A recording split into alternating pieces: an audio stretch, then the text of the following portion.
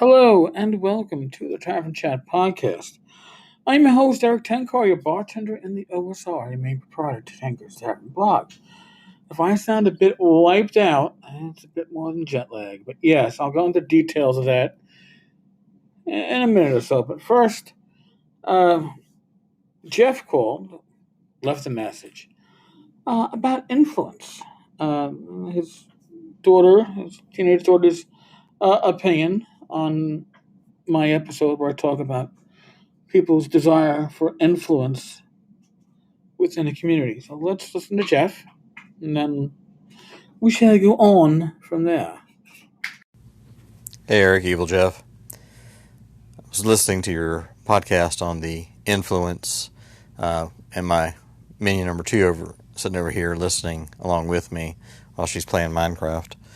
And I had stopped to say something to her, and I guess you were talking about the group, and before you got to the part about influence, and she made the same comment that influence is one of those things that people want because they want to feel more powerful. They want to be heard more because they want their way, and that's the way that they see things. Not too bad for somebody who's in ninth grade. Later. Yep, you know what? Your minion is spot on. You're right. They want influence themselves. They want control. They want their voice to be heard, and nobody else's. All right, and I try to keep, for the most part, agendas out of my writing, my blog posting, my podcasting. You will get my opinions, but I'm not going out there pushing anybody's political or social issues. I don't think that belongs in my gaming. I can't speak about anybody else's gaming, but for me, for my gaming, for what I want to read about and what I want to talk about, that has no place. So, and I think that that's an issue for some because they feel left out and they feel disempowered because they're not being heard or their issues are not being talked about.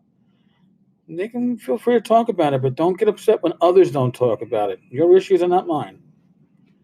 Okay? And I don't share mine. So, there.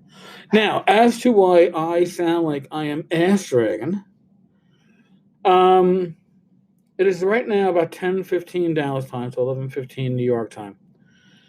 I was up at 5 o'clock this morning because my son had a 7 o'clock flight down to Florida to visit his grandfather before hopping on a flight to Salt Lake City because, like I said, my son works for Delta.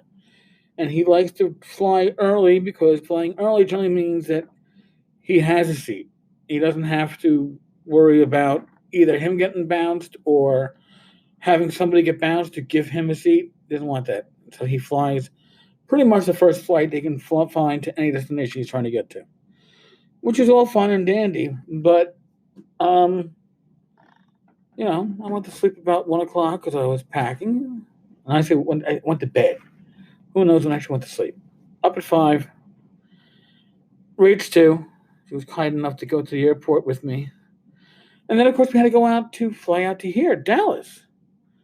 And I'm going to say the gods of airplanes were with us initially. When I booked this flight, I booked it late. And although I got us both comfort plus seating, Rach and I weren't sitting next to each other. We were sitting one behind the other in the middle seat. Not great. And the gods of airplanes and airlines were with us because right before the plane took off, the gatekeeper, or whatever you call the person that's out there, Gate agent. Gate agent. Thank you. I thought gatekeeper sounded a bit more important, but all right, gate agent. The gate agent came onto the plane at the last possible moment and told the person sitting next to Rach in the aisle, or on the aisle, that they were upgrading him to first class. So all of a sudden, so he goes to first class. Now I have an aisle seat next to my wife that I can take, which was great for me, and it was great for the two guys that I was stacked between, because they got to have a nice empty seat that they could use as they saw fit. So everything was going great. Plane lands a half an hour early in Dallas, and then fuck you, 90 minutes on, I guess they call it the tarmac, because I guess the runway is only when you're taking off. But in any case, 90 minutes waiting for a fucking gate. Now, this is after my flight attendant gave, or flight steward, whatever we call him, gave Rach and I a second beer each. Blue Moon. I was like, wow, this is awesome. We're doing well. And we were doing so well that we spent 90 minutes on a fucking plane where they didn't want you using the toilet because you're on the ground. So I'm exhausted. I've met so many people. Listen, this is Wednesday. The con doesn't officially start till tomorrow. Well, they have a kind of a Wednesday night pre-con, get it on, but oh my God, I have seen so many people. My head is spinning, and it's not a bad spinning.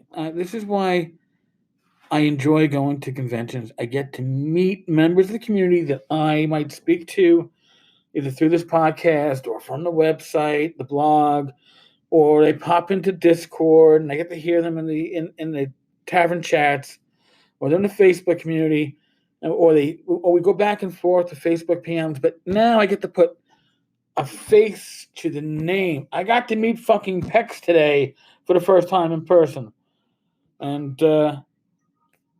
James, we replaced one Hobbit with another Hobbit. That's all I'm gonna say.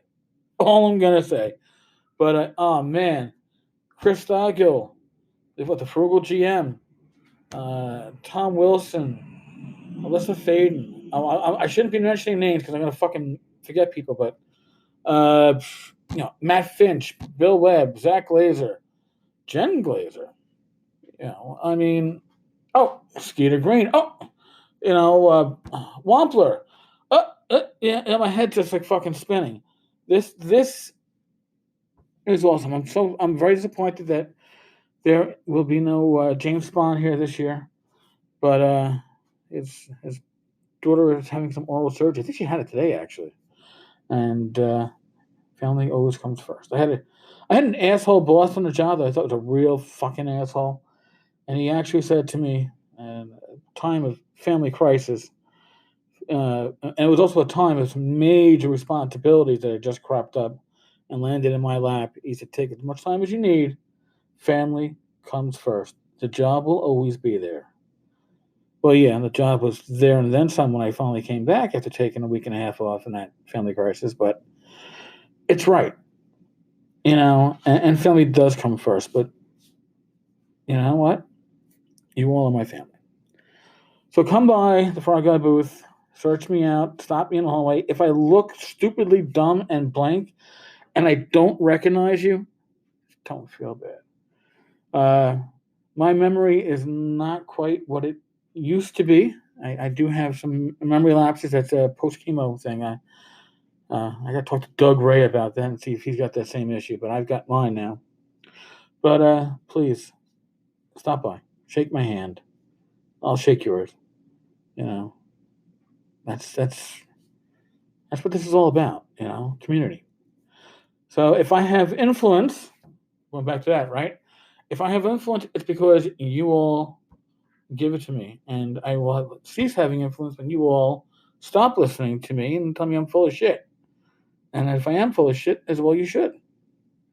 Okay, I'm not looking to control, and that's what pisses people off too, because they know what their agenda is about, and I don't have that agenda. I don't have a similar motive, and they can't kind of figure that shit out.